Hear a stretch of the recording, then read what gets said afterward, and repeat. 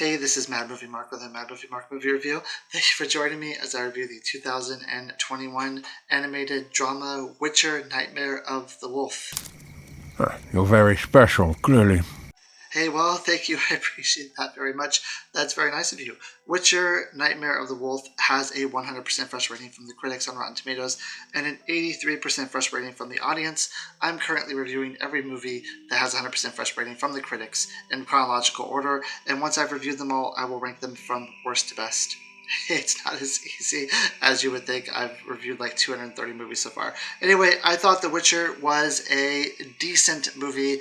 Now, I've only seen like a handful of the live action episodes on Netflix, and I've never played any of the games before, so I have kind of a limited knowledge of what The Witcher is. I will say that I think the live action version of the show is better than this animated version, even though they were able to do a lot more in the animated version, just because it's easier to animate stuff than to do it live action.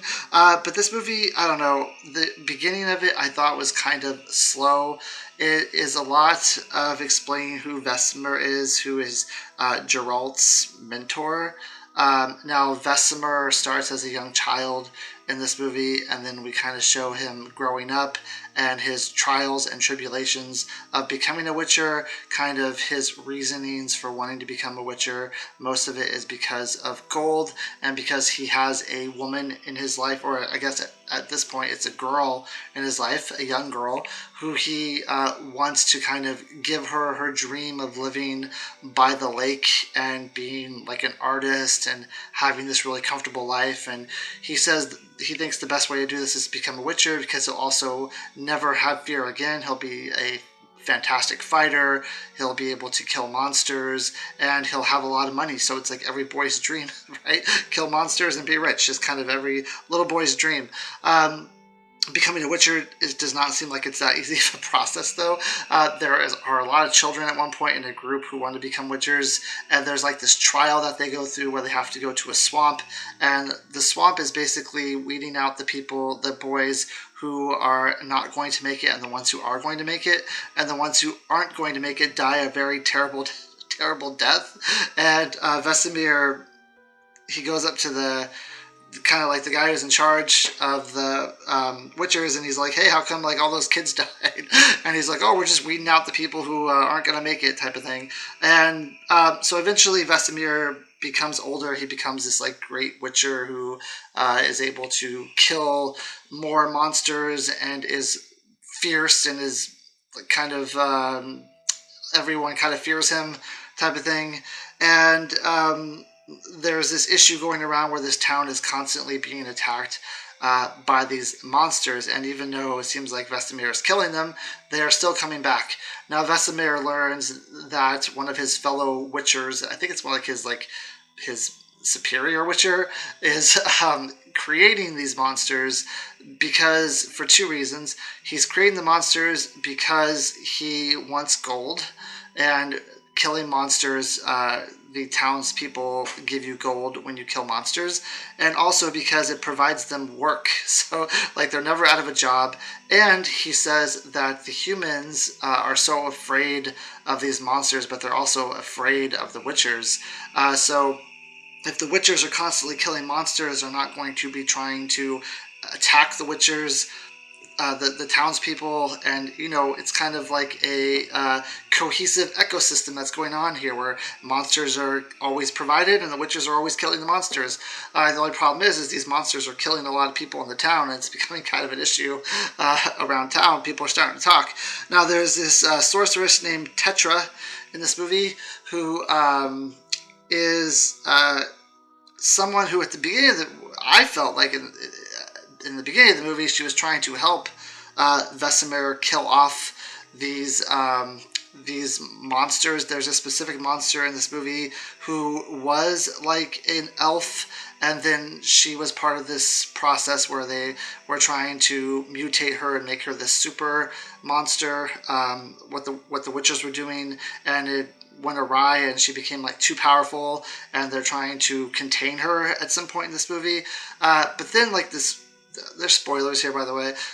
There's a twist. It's a twist that happens really fast, where Tetra ends up being on their side, and she ends up trying to kill Vesemir at the end of the movie. Now, Vesemir's love interest, Liliana, who was the one he was trying to do all this for, she shows up later. She's like 70 years old, but he has barely aged at all because Witchers don't age. And she is trying to also figure out what's going on here. And there's this scene at the movie where Tetra seems like this very powerful wizard that when they're trying to find the elf who has been like become a super elf type of thing. She seems like she's very good at being a mage, but the last fight against Vesemir, she uses like portals, and she's constantly portaling him from place to place as he's trying to fight her, but no real magic's being happening here. I don't know if that's because there's some code where you can only fight hand to hand when you're fighting against a Witcher. I have no idea, but she's not using any magic against him except for portals. And apparently the Witchers have like this potion that they drink, where if they drink it, they become like super powerful Witcher. So he like drinks the potion and he becomes like super powerful Witcher.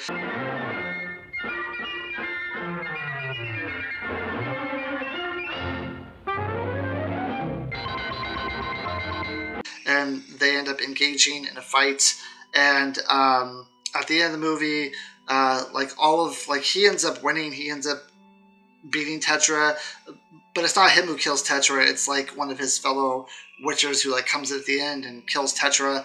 But at the end of the movie, all the other Witchers are basically dead except for Vesemir, and I think this other guy who is also the one who was the one who's actually doing these mutations when he wasn't supposed to be doing them.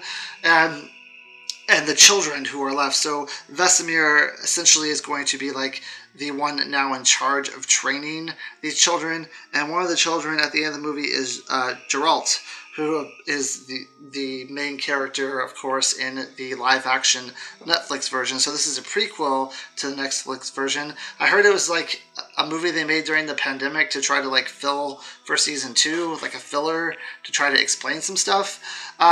Going into this not knowing a whole lot about The Witcher. I mean, I know the bare bone stuff about The Witcher because I did see like half a season with my wife, who was a huge fan of The Witcher, the television series. I thought that this movie was just okay, and all the animation's great. The story to me leaves a lot to be desired, especially at the end of the movie where they really rushed Tetra's storyline. Like, you would think that when there's a turn, when a character turns and becomes evil when you think that they're not evil, it takes a little bit of time. There's a little bit of marinating, but this movie's like an hour and 10-15 minutes long, so it should have been a lot longer. They should have given her character a lot more time to flesh out and to actually, you know, have that turn and it be meaningful. It wasn't that meaningful, to be honest. It wasn't as striking as it should have been. It just happened, and you're like, okay, that happened, whatever. But it wasn't as powerful as it should have been, I felt like. And also, if you're coming into this not knowing a lot about The Witcher, like when he drinks that potion and becomes like Super Witcher, I have no idea really what that potion is or like what kind of special powers it gives him. I'm assuming it gives him some sort of Witcher powers where he's able to enhance whatever powers he has. When I watched the live action version of the show, I don't remember that coming into play, so maybe I just watched all the wrong episodes.